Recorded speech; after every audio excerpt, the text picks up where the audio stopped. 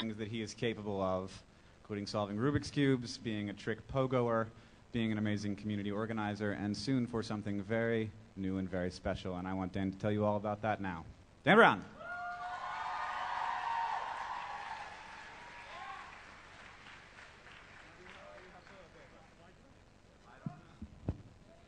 So yesterday, as I was watching a whole bunch of other people give their presentations, they all had a bunch of stuff to throw out to the audience to sort of get you guys engaged. And I don't have as good of a budget as Justine, so I just grabbed some toilet paper from my hotel room. Anyone want some toilet paper? Woo! Let's do this. I've TP'd a lot of houses in my day, so. Perfect. Yes. Keep it going if you want. So a lot of you probably know who I am, but for those of you who don't, allow me to introduce myself. My name is Dan Brown. I am 20 years old. I'm a video blogger from Lincoln, Nebraska, and most importantly, on this oh-so-special day, I have a super-duper top-secret project to announce to all of you. Are you ready to hear what my super-duper top-secret project is? Well, too bad, because I'm not ready to tell you what it is just yet. I figure that if I'm going to be imparting such a valuable nugget of knowledge upon all of your noggins, that it's only fair I ask for a little bit of something in return. So here's the deal. I've been video blogging for about 3 years now, and over the course of those 3 years, I've made somewhere in the neighborhood of 400 videos. And at the beginning of almost every single one of those videos, I start with the same two words. I say, hey, and I say world. But what you have to understand about when I film is that I'm down in my basement, home alone, just talking to my camera. And when you say the oh-so-cheery greeting, hey, world, and no one's there to respond to you, that's depressing. That's really not very good for my self-esteem. So I was wondering if you would be so kind, would you be the first audience to respond to me when I say, hey, world? Okay, so here's how it's going to work. In order to maximize the dynamic intensity of this truly monumental moment in the history of my universe, I want us all to get quiet. Get really quiet. Super quiet. Admire the silence. They're loud back there. But okay, here's how it's going to go down. I'm going to say, hey, world. And as soon as I do, I want you to say in unison, as loud as you can, hey, Dan, back to me. Here we go. Hey, world! Hey, yes! Oh, yes! Oh! So if a genie was to come up to me right now and say, Dan Brown, I have invented this new technology which will allow you to plant your existence at any point on the entire space-time continuum that you choose. You can live at any time period that you want. I would say, Mr. Genie, I really do admire the technology that you've invented. I really do appreciate the fact that you thought to come to me first, but I'm going to have to respectfully decline because I live in the year 2010. And the year 2010 is one of the coolest years, the coolest year that we could possibly live in. We are a privileged generation. We have witnessed the birth and the rise of the single most important invention in all of human history, and that is, of course, the internet. As a result of the internet, more people from more places are connected to and interacting with more other people from more other places than ever before in all of human history. And I mean, I know we all know that. I know we tend to take that for granted, but just stop and think about that for a minute. I mean, that has huge implications for politics, has huge implications for business, has huge implications for, wait for it, media. So with that established, it's no secret that I have a secret project, and it is no longer a secret that my secret project is called Dan 3.0. And I want to explain to you what Dan 3.0 is today, but before you can understand Dan 3.0, it's important that you also understand what Dan 1.0 and Dan 2.0 are. So, without further ado, Dan 1.0. In spite of his slightly pedophilic tendencies, in the sense that he likes to watch children while they sleep, and in spite of the fact that he's pretty obviously a communist sympathizer, in the sense that he wears red and gives things away for free, I still come down pretty solidly on the pro-Santa Claus side of things.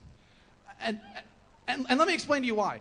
It was December 25th, 1999, Christmas morning. I was 9 years old, and Santa Claus got for me the most important gift of my entire life, a gift without which I would not be standing in front of you today. And that was my first ever pogo stick. And now at the time I lived in Michigan, so I didn't have a chance to use it right away. There was this thing called lake effect snow. But once all the snow had melted, and once I had enough time off of school, I took to my driveway and I learned how to bounce on this pogo stick without falling off. And for most kids, that probably would have been enough. And admittedly, for me, that probably would have been enough, except for one thing. This was the era of Tony Hawk's Pro Skater. And while I was a newfound pogo sticking aficionado, I was even more so at that time a PlayStation button mashing aficionado. So when the opportunity presented itself to me to invent a new extreme sport for which I could potentially be that Tony Hawk Godfather figure, I was all over that. So I spent the next couple of weeks learning how to spin the pogo stick around, jump with no hands, jump over my family's recycling bin. I was a pogo sticking machine, and I was damned proud of it. Now, around the same time that I got my first pogo stick, my family got its first internet connection. And I didn't use the internet for much of anything back then. It was mainly just something that my parents used to talk to other old people. But one day, on a whim, I decided to do a search and see if there was anyone else out there who did stuff with pogo sticks similar to what I did with pogo sticks. And lo and behold, there was. There's a guy named Dave. He lived out in Utah. And he had a website that he started where he just posted pictures of the tricks that he did. And on this website, there was a forum. I don't have time to go over the entire history of me and xpogo.com, but suffice it to say that I joined the forum. It became a hugely important part of my life. The internet supported my pogo sticking habit, but more importantly, in retrospect, my pogo sticking habit supported my internet habit. So fast forward to 2004. The community on xpogo had grown to about 50 really active members and a couple hundred extra members that would log in every once in a while. And we would always talk about how cool it would be to have some sort of a pogo sticking gathering, some sort of a competition.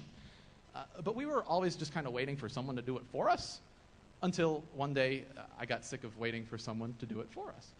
My mom is a pastor at a church, and so I said, hey, Mom, could we borrow the church parking lot someday?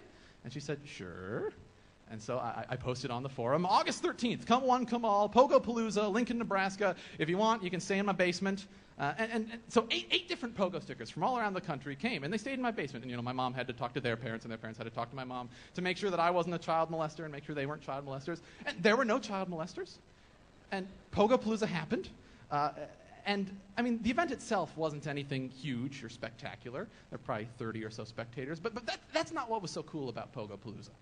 What was cool about Pogo-Palooza was the fact that this online community that we'd all been a part of for years, we'd been interacting with each other for years, suddenly became an in real life community. We made friendships that week that we maintain to this day, and we will most certainly maintain for the rest of our lives. So that's Dan 1.0. That was my first experience with online community, my first experience with the internet, really. Dan 2.0 is a story that if you have been following me for a while, you're probably at least somewhat familiar with. It would have been 3 summers ago, and my friend Brent posted on my Facebook wall, hey, Dan, you ought to teach me how to solve the Rubik's Cube sometime. It was fairly common knowledge at my high school that I knew how to solve the Rubik's Cube, so I said, yeah, sure. I taught a few people before. But just a couple months before Brent posted on my Facebook wall, it was my birthday. And for my birthday, I got my first ever digital camera. And it wasn't even a video camera. It was just a still camera with a video function. But I figured, I'll just make a video. And that way, if anyone wants to know how to solve the Rubik's Cube from me in the future, I can just refer them to that. It'll be a lot easier on everybody, whatever. So the next day, I made the video, and my video editing experience ties into the pogoing, because I made a few pogo sticking videos to share with my friends. So that's how I knew how to edit video. So I made the video the next day. I uploaded it to YouTube, not because at that time I had any particular affinity for YouTube, but just because that was the easiest place to upload a video. And I went to bed. The next morning, I logged on, and I saw that my Rubik's Cube tutorial had 35,000 views. My first thought was, geez, Brent must be having a lot of trouble. No, seriously. My Rubik's Cube tutorial was in the process of going viral, and it did. It went viral. Today it has somewhere close to like 15 million views. I don't even check it. I don't know. But yeah, a lot. It was the boost I needed to start my video blogging career. Unfortunately, back then, I didn't really realize that, though. I just thought, cool, people really like my video. It wasn't until it wasn't until I won the 2007 YouTube Award for Best Instructional Video, and YouTube decided to fly me out to New York City, and I was interviewed by the AP, by the New York Post, by Fox News. It wasn't until then that I realized just how big of a deal it was. I was like, whoa, this is cool. So when I got back to Lincoln, I made, for the first time, a conscious decision that I was going to try. I was at least going to try to turn video blogging into